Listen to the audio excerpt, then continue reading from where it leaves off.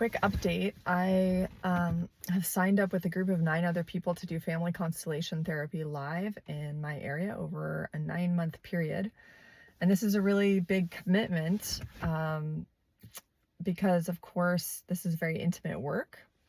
And it just so happens that some of the people in this group that I'm joining identify as non-binary in their gender. And so something interesting happened in a text thread about joining this group where the non-binary person declared their they them pronouns and then was followed suit by their partner who declared their pronouns, he him pronouns, and then everyone else in the group then declared their pronouns. And it's interesting because I don't have any other non-binary friends besides this person. I have gay family members, gay friends. I haven't had to use the they them pronoun at all aside from with this one person. And I'm not homophobic or exclusionary to anyone who wants to do that, but I am very, very averse to this virtue signaling process of sharing pronouns. So the reason I'm bringing this up on this channel is because, this channel is about relational harmony. And while I certainly want relational harmony, I'm not into fake performative rituals to create a bit of a fake proxy for harmony at the expense of authenticity. And I do know for certain that I'm not the only one who feels this way about the pronouns, that to the extent that that practice creates a peer pressure, it then becomes a bit of a meaningless ritual because it's not clear who's doing it just out of peer pressure and who is actually doing it as an act of solidarity, right? And I guess I just feel that to the extent that that peer pressure removes the knowledge of actual authenticity, it's not, as good as the value system may be as far as seeking inclusivity, it's not ultimately, doesn't actually have those results. This kind of goes back to my last video that I shared on this channel about how valuable Hellinger's work is, because he really looks at what works to provide resolution. And he doesn't come at what should work. He doesn't believe that we should do practices in our lives aimed at harmony if indeed they don't work. And so I brought this, it created a bit of a flurry when I decided not to share my pronouns, and I stated my gender identity, which is a human woman, spelled W-O-M-B-Y-N. In other words, I'm a woman who identifies with having a womb being a major part of my gender. In other words, I don't believe that gender is only socially influenced, although of course it's socially influenced as well. As a mother, my experience of my gender is very much bound up in and tied to my firsthand experience being pregnant, giving birth, menstruating, and suckling as a mammal, a female mammal with a womb.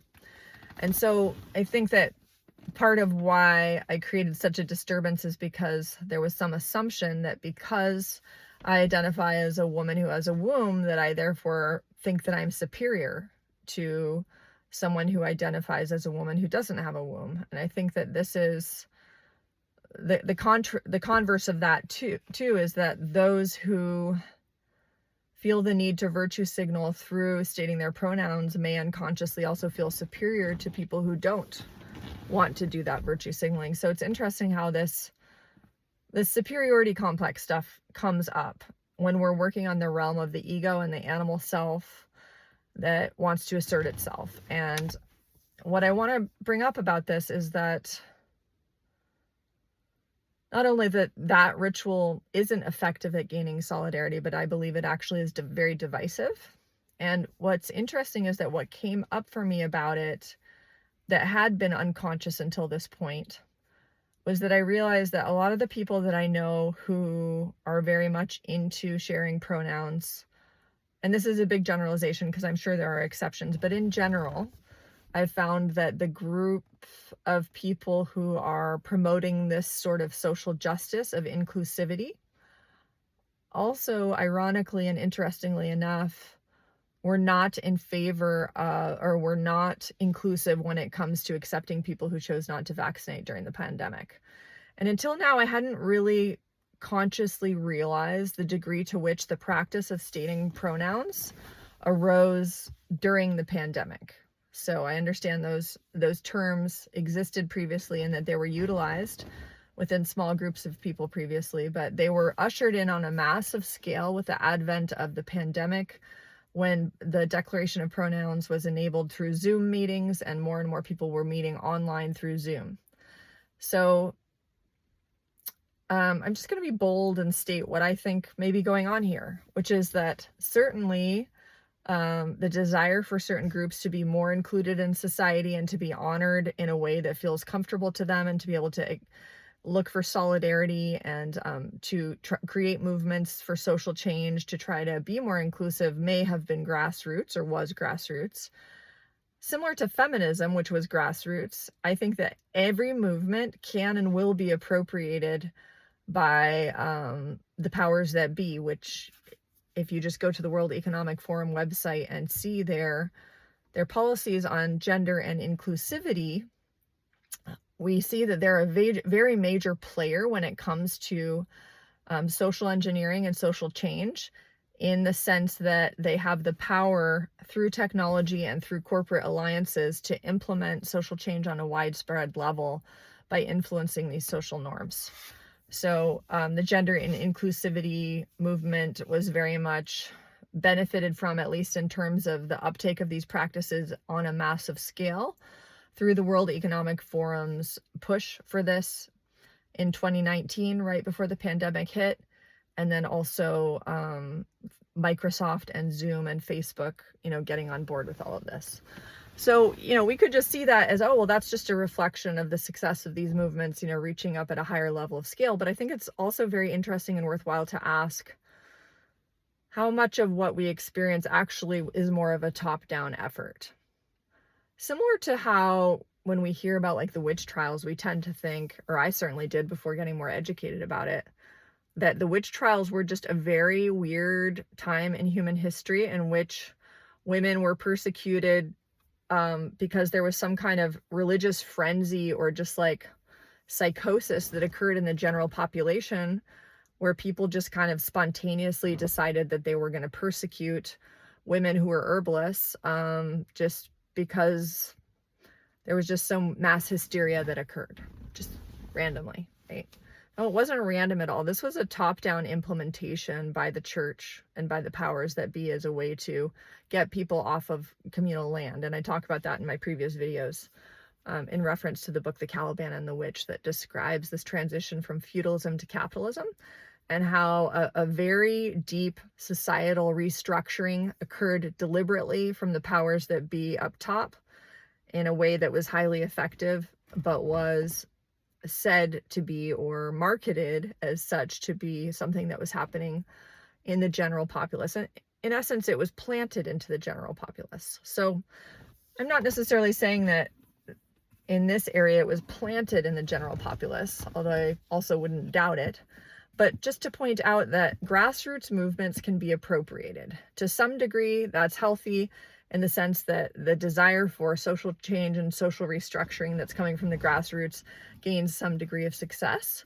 But then if that success means that people are doing things more as a way to belong than from a heartfelt, genuine sense of having come to an awareness of the importance of these things on their own, then the force of its meaning is a little bit lost, or the depth of the meaning is a little bit lost. So an example would be, like, I think it's great that feminism is as widespread as it is, to the extent that the majority of men, although this might be changing, actually consider themselves feminist. Well, at the same time, even though that's fairly mainstream, a lot of them might only consider themselves feminist just because they don't want to be perceived as being a bigot or being patriarchal. They might do it out of a sense of peer pressure, or just believing that that's the politically correct thing to do. Or they might just identify that way because they take for granted that, yeah, of course men and women should be treated fairly and equally, but that doesn't necessarily mean that it came from a deep intrinsic recognition of women's value. And therefore, because it's not intrinsic, but instead more extrinsic, we can see why there's often a gap between how a man may state being a feminist versus how he actually acts in his life, right? So whether someone's motivation to state their identity is intrinsically or extrinsically motivated matters when it comes to how they actually act. In the same way that if I'm extrinsically motivated to state my pronouns, that's going to have a very different level of impact in terms of providing the solidarity that these minimized people feel they need than if I'm intrinsically motivated to state it, right? So I guess what I'm saying is that I think that there are a lot of people out there who see these movements as grassroots when really it's not that they're not grassroots, it's that a lot of these movements are being appropriated by corporate structures. And an example of this, of how it has gone too far, is the example of the erasure of the term woman in gynecology and midwifery. We literally live in a world right now because of these gender identity politics where, and it's creating a lot of confusion and lack of accuracy in the field and therefore negatively impacting women's health outcomes, where literally midwives are not allowed to, in certain circles, refer to women who have wombs as women who have wombs. They're referred to, they're deleting the word woman because now a trans person also embodies womanhood. So now having a womb isn't descriptive of womanhood anymore, which is absolutely bizarre to me. And I say this as someone who is not prejudiced against trans people, but I'm sorry, it's just an example of how actually the attempt at inclusion is creating exclusion. It's creating exclusion of biological women. And I'm not saying this as someone who thinks that they're superior. I'm saying that they are different. So, yeah, it's just an amazing world that we live in. And I don't think that all of this is accidental, and I really do believe that it is not a coincidence that this issue of gender identity arose simultaneous with the vaccine issue.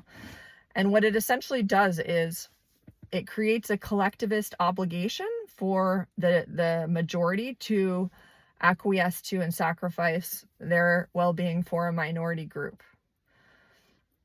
There must be another way for minorities to have a good place in society, because most collectivist cultures, like in Asia and Japan, it's actually that the individual sacrifices themselves to the majority. In these movements, a healthy child who is not going to be harmed by the COVID virus is expected to sacrifice their health and well-being by getting a vaccine so as to protect a minority group, and in the process, the majority becomes ill in their attempt to support the minority, which is absolutely insane when you think that how long-lasting natural protection is from natural infection. So it just took me a while to realize and figure out that there's a double standard here and an incongruency when it comes to actually allowing people to belong, and that I actually believe that while there's value to inclusivity and there's value to looking at how we use language, and there's certainly value to honoring everyone and that everyone belongs, that these rituals and practices, which are performative, actually have the opposite effect. And if we truly want to be inclusive, we have to be willing to be honest to actually look at that. But of course, the utility and usefulness of these kinds of practices of virtue signaling are useful to the powers that be, because it creates a false binary, which again is very ironic because we're dealing, with a situation in which people are declaring they're rejecting the false binary of gender, but in the process of creating these rituals are creating another false binary. And that false binary is that if you're not with us, you're against us. That's the false binary that the ritual creates. So the ritual inherently creates an assumption that if I'm not willing to virtue signal in this way, I must be homophobic, or I must be anti-trans, or I must be whatever the thing is. What they were saying, anyone who doesn't want a vaccine is anti-Semitic, or some kind of non sequitur along those lines. And so although it's not logical and it doesn't make sense, it caters to that animalistic either or black and white thinking. And that is the utility in these. That is the utility. So why do the powers that be want us to think in such black and white terms? That's the question. It's a program. It's a program that is normalizing the signaling that usually identifies where someone stands, so that then the tribal mind of inclusion or exclusion can be activated in a way that allows an operating system to be implemented, one in which real marginalization and real discrimination can more readily occur because we know who's who, right? There are ICD-9 codes now for unvaccinated people. What this means is they've actually made your desire and right to not be genetically engineered as a health condition. Previously, a stance of value or not having had something done to you would not be considered a health condition that can be coded for, in an actual health insurance plan or system, right? And now being unvaccinated there is a code for that. In other words, non-compliance is seen as a disease. Why would they create a coding system for that if they don't have a plan to use it in some other way? I mean, clearly there's an agenda here, and a lot of people know about this. So I just think it's interesting to think about how these two movements are tied together, and to realize that we can create a society where we don't need these false binaries and rituals in order to care for one another, allow each other to belong, have solidarity with each other, and treat each other like family and like humans.